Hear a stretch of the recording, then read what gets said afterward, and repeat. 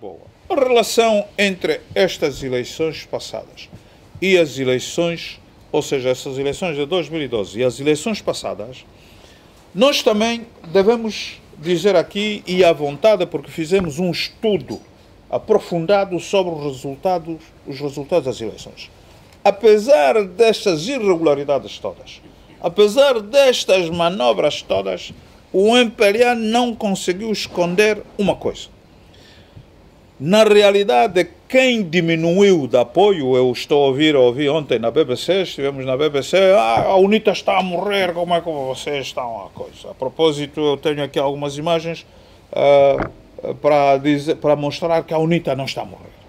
Lá onde nós passamos, em qualquer sítio onde nós passamos, eu chego num ponto, mesmo sem avisar, ao fim de 15, 20 minutos, eu tenho ali mais de 500 pessoas à volta. Toda a gente quer falar, quer tocar, quer falar com a UNITA, quer ouvir. Estão ansiosos.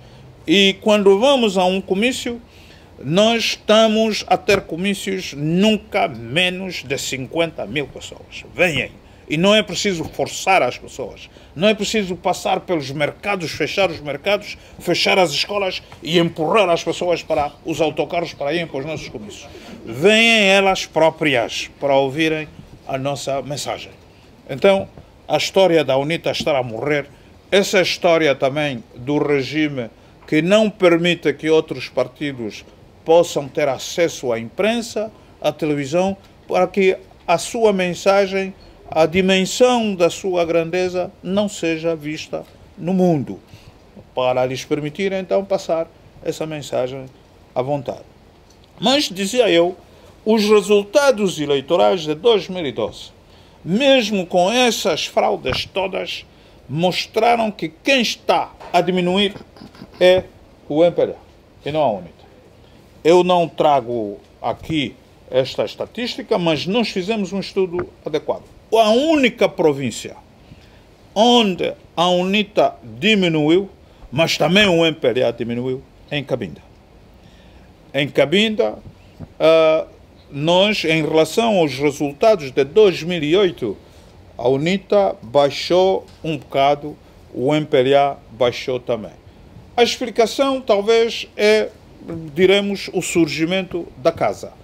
A casa em Cabinda teve resultados razoáveis, não conseguiram deputado nenhum em Cabinda, mas, de qualquer das formas, teve um número razoável que certamente afetou a UNITA e afetou também o MPLA, ao contrário das outras províncias. Agora, nas outras províncias todas, mesmo no Kwanza Norte, onde a nossa aceitação ainda é bastante reduzida, no Kwanza Norte e no Namibe, nós verificamos que, em relação aos resultados de 2008, a UNITA aumentou 2.500 votos no Kwanza Norte, por exemplo.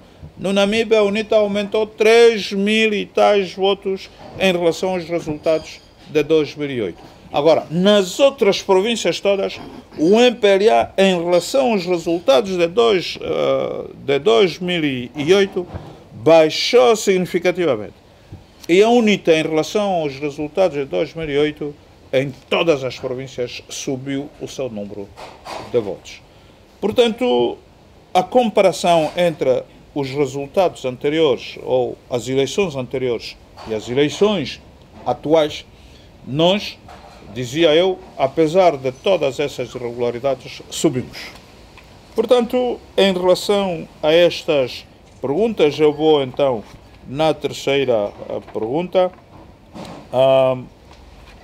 Estas são as respostas. Sobre o Orçamento Geral do Estado. O Orçamento Geral do Estado quase que não trouxe nada de novo. Durante esses anos todos, uma das questões principais que a oposição, a UNITA sobretudo, tem estado a batalhar é o facto de que o Orçamento do Estado tem sempre valores muito altos para a defesa e segurança, não é verdade? E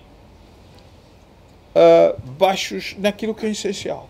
Se o país já não tem guerra, por que nós temos que nos preocupar muito com segurança. Não tem guerra e não tem nenhuma ameaça externa. Estamos sempre com coisa, parece que vão invadir. Quem vai invadir o povo? Ninguém. Bom.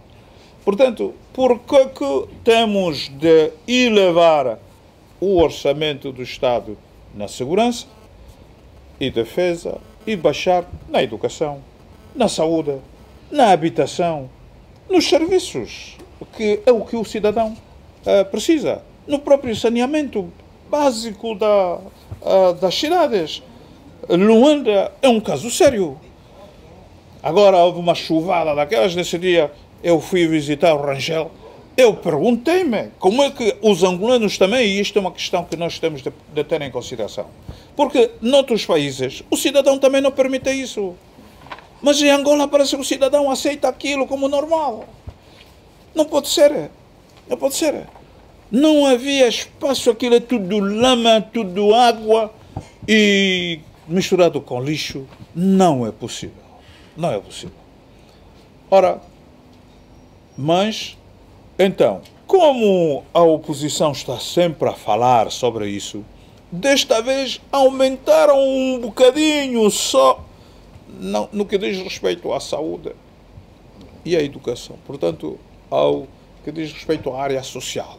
Mas, mesmo assim, a segurança continua em si.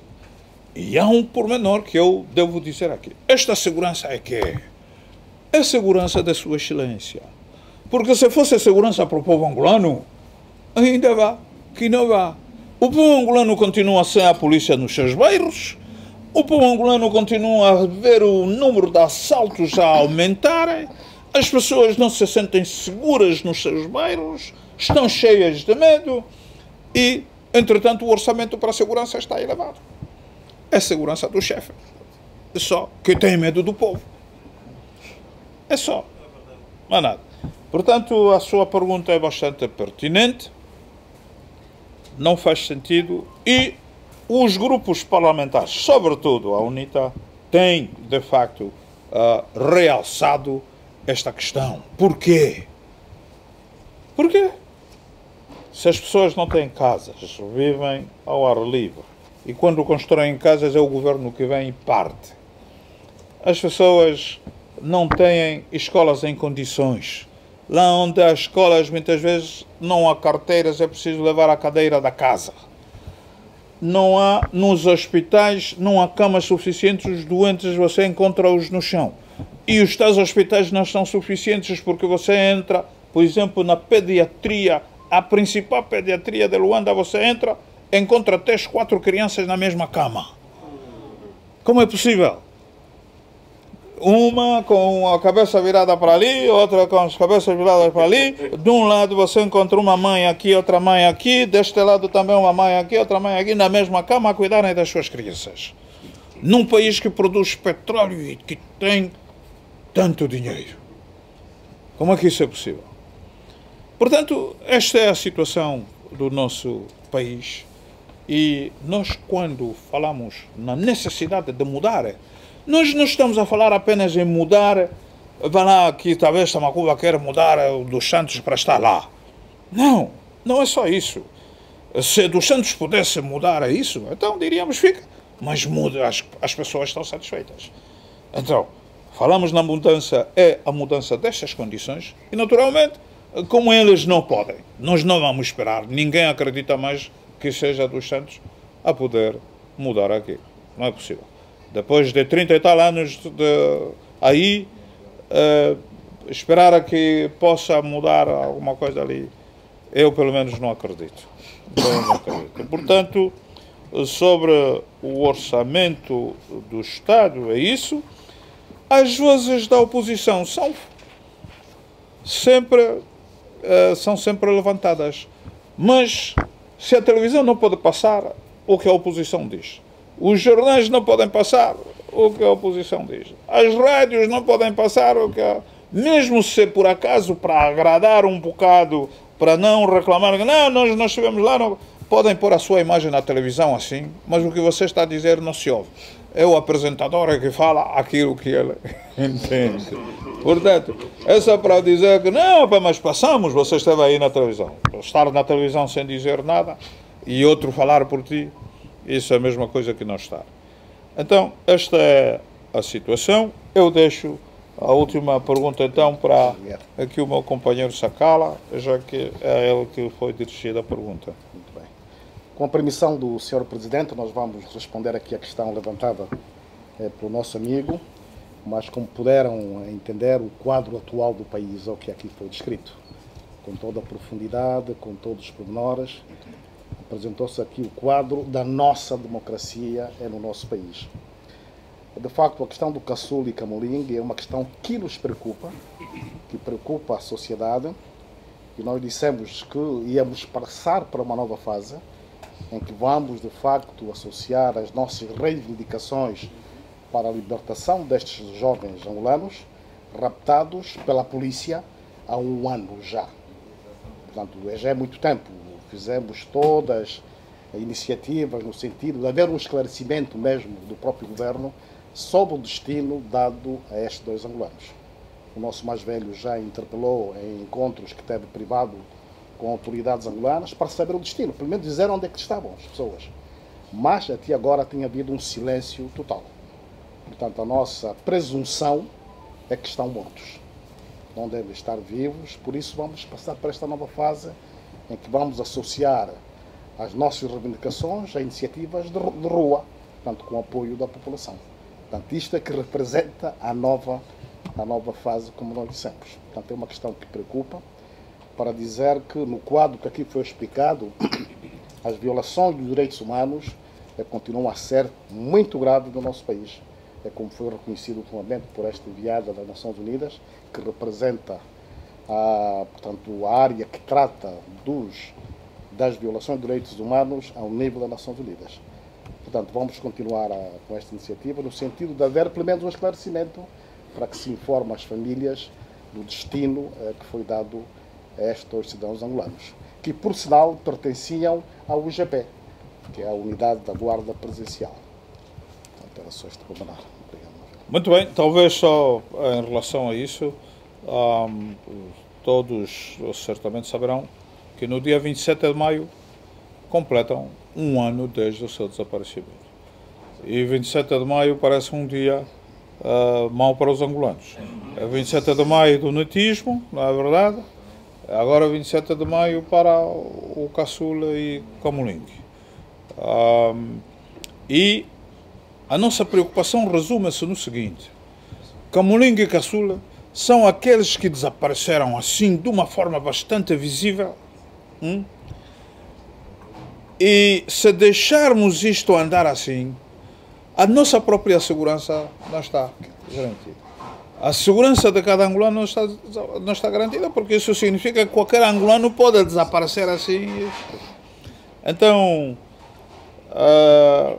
nós temos planos, poderão agora, no aniversário deste desaparecimento, ouvir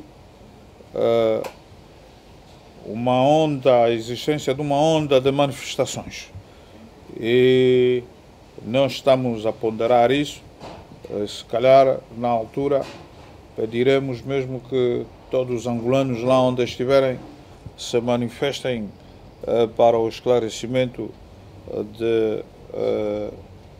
do caso do camoling e do caçula.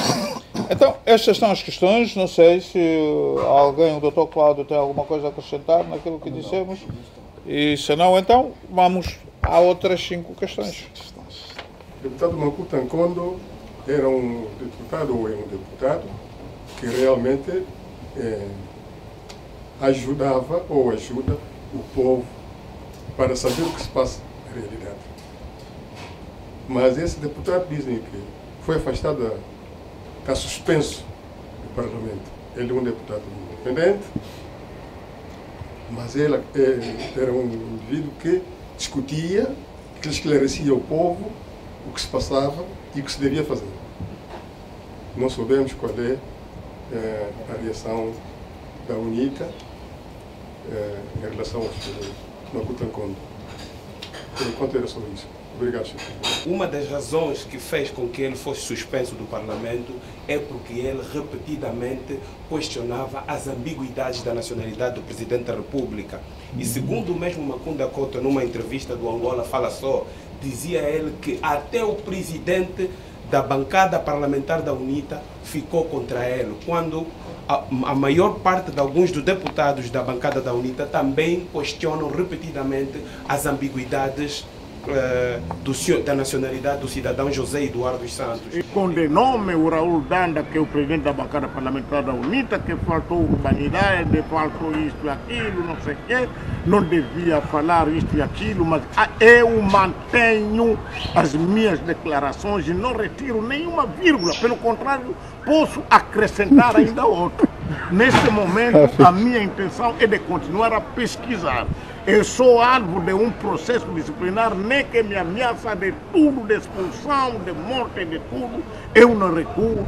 Isto é uma matéria de morte ou de vida. Isso é da nação angolana.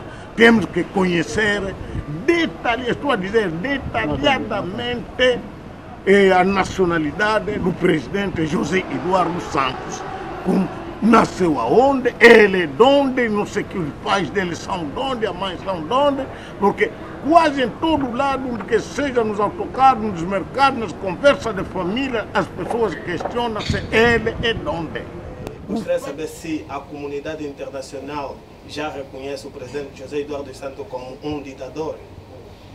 A minha primeira pergunta é, gostaria de saber qual é o projeto que a UNITA tem para os quadros da diáspora, uma vez que o governo angolano tem uma reintegração dos quadros que saem da diáspora para Angola, e isto vou incluir o caso da Nasha. Os quadros chegam em Angola, existe a discriminação, existem muitos quadros que Angola precisa e que estão por lá tirados, e mesmo assim o governo angolano continua a fazer uma campanha para o regresso dos quadros. Acrescentando nessa pergunta, eu gostaria de saber se o povo angolano um dia der a oportunidade da UNITA de governar, será que a UNITA vai fazer a mesma coisa com os quadros ou com os angolanos que estão a regressar, estão atirados? Vamos para as tendas? Vamos pôr num guest house? Para onde é que vamos ou para onde é que esses quadros vão? O senhor presidente falou da baixa de popularidade tanto do MPLA como da UNITA na província de Cabinda. Como que a UNITA pensa resolver a questão da independência dos nossos irmãos de Cabinda? A última pergunta: estamos a ver um grande fluxo em Angola de chineses, agora de portugueses também que se encontram em crise em Angola. Vão ocupando os empregos que os angolanos, que eles próprios não têm, mas os portugueses estão a encontrar como solução aos seus problemas Angola. Como que a UNITA tenta ou pensa resolver essa situação? Porque a presença dessa gente vem criar uma certa frustração aos angolanos. Muito obrigado. Ora, perguntou sobre o que a Angola ou a UNITA faria em relação aos quadros na diáspora, os quadros da UNITA ou os quadros da Angola na diáspora. E disse que o governo angolano tem estado ultimamente em campanhas de mobilização para as pessoas irem para Angola. Eu sei mesmo, constituíram algumas delegações para virem para Angola, a ver se vêm as condições e ver também se quando essas delegações regressarem nos países onde estão, possam convencer outros para ir para Angola. Eu tive contacto com duas delegações dessas. Uma era de Paris, outra, portanto, da França, outra era de Bruxelas. O curioso, o que se passa é que ao fim de 4 dias de visitas, as pessoas ficam mais frustradas do que motivadas para regressar. Por quê? Porque eles partem, chegam lá, são bem recebidos. Eu até iria um pouco mais para trás. Isso que eu ia referir aconteceu nos últimos 2 anos. Mas antes, ali por volta de 2005, 2006, o governo angolano organizou até conferências de quadros lá e mandou vir angolanos que vivem no exterior de vários países e fizeram uma conferência lá. Esses também saíram da Angola frustrados. Eu tive contato com alguns deles. Por quê? Porque eles chegam lá, são recebidos e são metidos lá no compound onde vivem. Para sair, passada a conferência, vêm em autocarros, ficam ali. Não têm tempo de contactar, o resto nem de andar à vontade para falar com as pessoas à vontade. Resultado, quem vive na Inglaterra, quem vive na França, onde tem esta liberdade, sabe coisa. Logo que vê isso, começa a suspeitar o que é aqui, parece que... Portanto, a visita é guiada. E o ano passado, por exemplo, os que vinham da França notaram o seguinte: o caminho por onde passavam, mesmo quando iam para outra, é sempre o mesmo. Disse que Angola tem quadros. Bom, tem, mas se calhar são quadros com que é pequeno, enquanto os outros são quadros com o que é capitoleta. Significa o que é? Se for haver um estudante na Universidade de Angola hoje, aquilo que ele diz, aquilo que ele sabe, o ensino é de facto uma miséria. As companhias estrangeiras, por exemplo, que estão aí para Angola, preferem fazer as feiras de trabalho aqui em Londres ou na França, para recrutar angolanos que estudaram fora do país. Porque sabem que os que estudaram lá dentro, se o senhor tem o seu diploma universitário, mas se falar com ele, você vai ver que o homem, o quadro, é um quadro débil.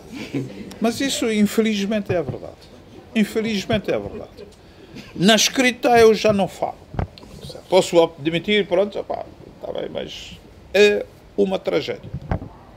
É uma tragédia. Isso não é propaganda contra o regime. É mesmo a verdade do que se passa. Se eu lhe apresentar uma carta que me escreve uma sobrinha, um sobrinho que está a terminar a universidade, não acredita. Não acredita. Nem o meu pai da 4ª classe escreve assim. Portanto, há necessidade dos quadros que estudaram fora. Têm uma formação melhor. Isso não há dúvidas nenhumas. Temos ainda que trabalhar muito para... Mas e não podia ser de outra forma. Imagina esse companheiro, esse compatriota, que acabou a universidade em Luanda, com cábulas, com gasosas e tira 14 na sua licenciatura. Amanhã ele já é professor universitário. Já é professor universitário, está aí a ensinar na universidade também. Ele é que está mal formado. Então, se ele sai manco, o seu aluno vai sair mancão. Portanto, há necessidade, de facto, de ir para Angola, de recrutar esses quadros. Só eles pecam por isso. Primeiro, a pessoa que vai para ser sensibilidade sai daí já com dúvidas, com desconfianças. Mas, em segundo, as pessoas vão, depois para encontrar emprego é um problema. O problema tem que ver, é o MPLA, tem cartão do MPLA, bom, ainda vamos ver, bem, talvez ainda esteja só aí, vamos acompanhar. Não tem cartão do MPLA, não entra. Não entra. Há alguns só pelo nome, vamos ver, você tem, tá bem. Vamos lá ver, depois vamos ver. E você nunca consegue emprego. Ora, mas depois essas questões básicas para a vida do cidadão, a liberdade de expressão. A pessoa tem de se sentir livre. Chega no país, você é habituado a uma vida aqui, às X horas tem um autocarro ali, às X horas tem um comboio, você vai para onde quer, está doente, tem o GP, e tem uma criança vai para a escola, e você sabe que tem uma escola em condições, embora a qualidade aqui também já se fala a diminuir, não é verdade? Mas, ainda assim, é outra coisa. Portanto, este é um problema sério. Então, para a UNITA, primeiro, podemos dizer que estamos na mesma situação que o governo de querermos quadros angolanos. Portanto, os angolanos estão formados, formaram-se fora do país, afinal tiveram melhor formação, nós queremos desenvolver o país só se desenvolve com gente capaz, não é verdade? E então, quanto mais quadros vierem, melhor. Mas, se o quadro vem, tem de encontrar condições condizentes com a sua qualidade. Ele chega lá, o salário, se conseguir emprego, o salário não chega para nada. As condições não existem. Então, as pessoas não se sentem motivadas para irem para Angola. Porque eu, há 2 anos, recebi um jovem no meu gabinete. O jovem viveu em Luanda, em determinada altura ficou farto daquilo, devia ir para a tropa, não quis e saiu. Foi parar nos Estados Unidos, na Flórida. Chegou na Flórida, estudou, acabou o seu curso em engenheiro de informática, lá se apaixonou por uma americana e aparece esse programa da TPA Internacional. Ora, quando a americana começou a ver programas da TPA Internacional em Angola, com aquilo tudo e tal, disse, o seu país, afinal, é um bom país, devíamos ir para Angola. Quando há 11 de novembro, uma festa, a embaixada convida. Vão à embaixada, aquelas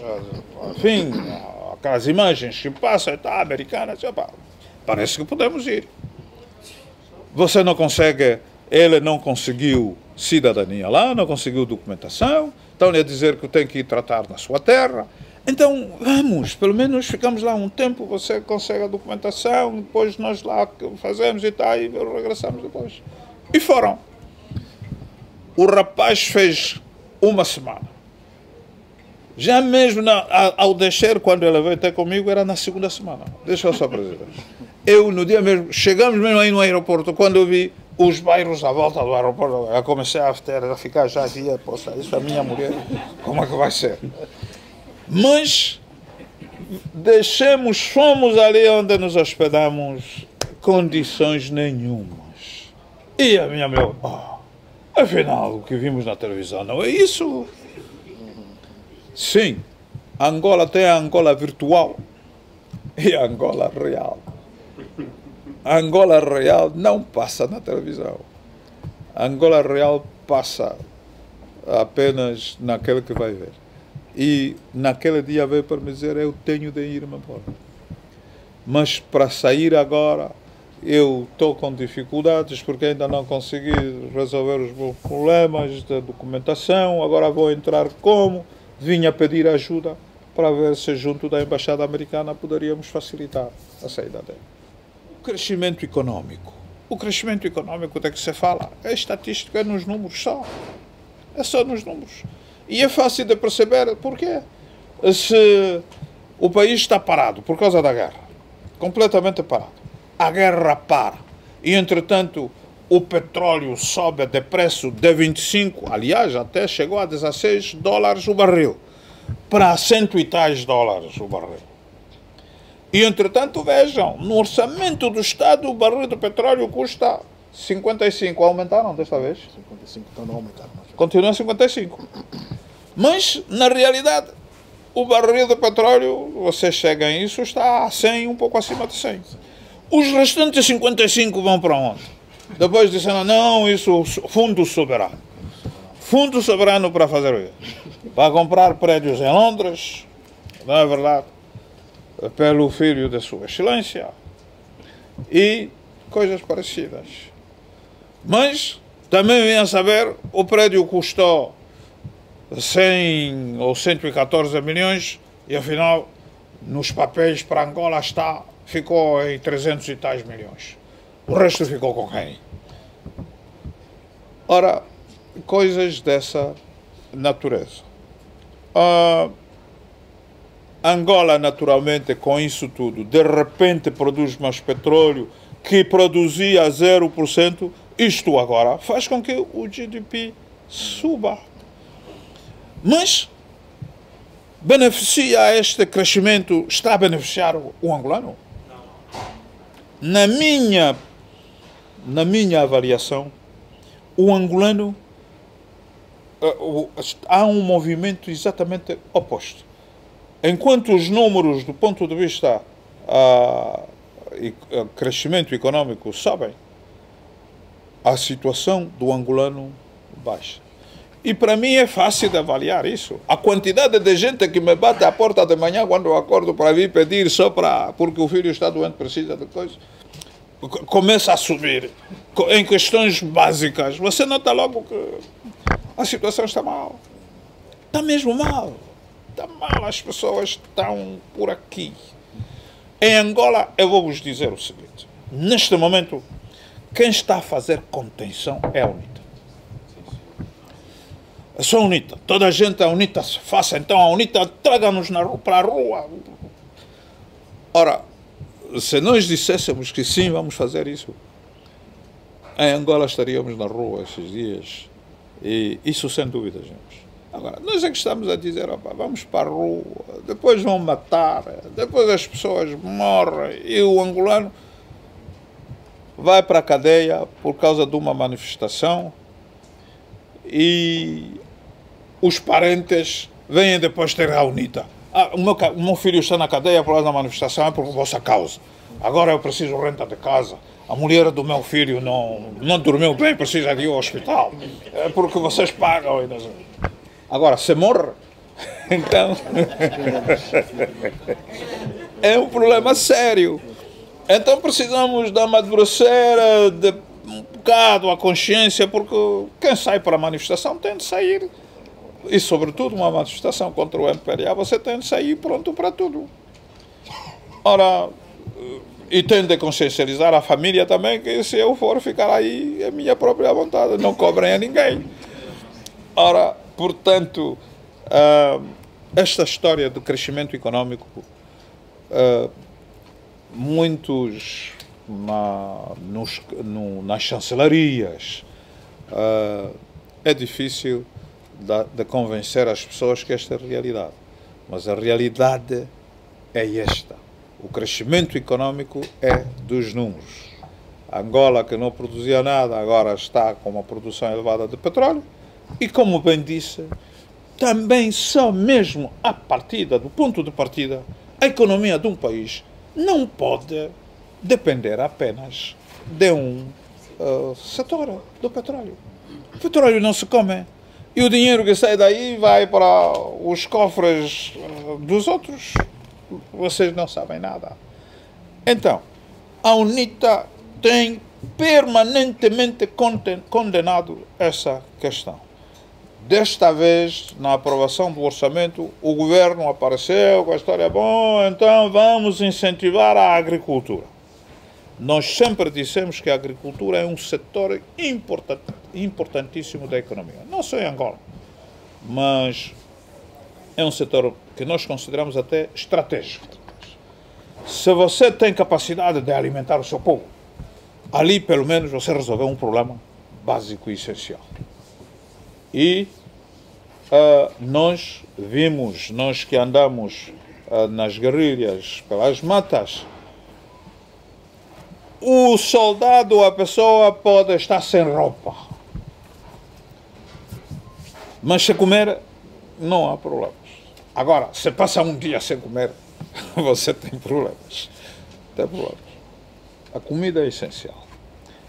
Portanto, a UNITA não faria isso. A UNITA pegaria nos lucros, nos recursos que vêm do petróleo para incentivar este processo da diversificação da economia. Investir na agricultura, investir na indústria transformadora. Nós produzimos tudo, mas tudo vai ser transformado lá fora e quando vem para o nosso país está mais caro do que lá, onde apenas foi transformado. Portanto, no tempo do português, eu ainda vi um bocado as questões no tempo do português. O português, que era o colonialista, não vendia aquilo. Entregava, distribuía não só as sementes, como os fertilizantes às pessoas. Você leva, vai pagar quando colher. Quando você cultivar, colher, e como cultivou com os fertilizantes, você vai colher mais do que esperava. Tem capacidade de pagar os fertilizantes, que também estavam aos preços adequados. Hoje, 1 quilo de fertilizante, primeiro não aparece. Quando aparece, custa aos olhos da cara. E é um caso sério. E tem de pagar naquele momento. Senão, não tem. Então, isto é sobre a questão do crescimento econômico, que disse bem também resulta de certa, tudo isso resulta de certa debilidade que se nota na própria administração pública. Se a administração pública funcionasse com políticas corretas, eu parto mesmo de políticas corretas, porque também tudo depende do topo. Então, tudo isso estaria devidamente escalonado, as pessoas saberiam claramente que a importação dos fertilizantes tem de ser na época X, para dar tempo de distribuição do fertilizante pelo país, para depois, nas áreas onde vai ser distribuído também a tempo de ser útil. Mas se tudo isso não está administrativamente regulado e tal, e também esta debilidade resulta de quê? Da má formação, mais uma vez, dos quadros. Portanto, é um ciclo, aqui há um ciclo vicioso, porque uma coisa afeta a outra. Ora, nós consideramos o nosso programa de combate à pobreza como de emergência nacional. No nosso programa apresentado ao eleitorado, na altura da campanha eleitoral, já dizíamos exatamente isso. Mas isto é nossa convicção. A pobreza é um mal que afeta os angolanos ou os cidadãos, mas de uma forma multifacetada. Então, o combate à pobreza tem de ser um programa, tem de fazer parte de um programa de emergência. É como alguém que, para ir ao hospital, está tão grave que precisa de chamar a ambulância, que vai passar aí, pim, pim, pim, pim, pim, pim, pim, pim, porque é urgente. É uma emergência. E desenhamos o nosso programa de combate à pobreza focando ou focalizando aspectos essenciais. Exatamente, que passam pela saúde, passam pela educação, passam pela habitação. Se o cidadão tem saúde, pode produzir melhor. Mesmo se desenharmos, dissermos, como se diz, Angola, isto é uma canção, combate à pobreza. Eu, quando visito o interior, visito também os administradores. E quando encontro o administrador, a cantiga também é a mesma. Nós aqui estamos engajados no programa de combate à pobreza. E o que é que fizeram então neste programa de combate à pobreza? Bom, construímos uma clínica ali. Se você for para essa clínica, não tem enfermeiros, não tem médico, não tem medicamentos. Construímos escolas e arranjamos aí, construímos cacimbas d'água. Você vai para a cacimba d'água, encontra o povo. Então aqui não há ninguém, não tiram água. Não, essa cacimba só trabalhou 2 dias depois de ser aberta. Depois falhou.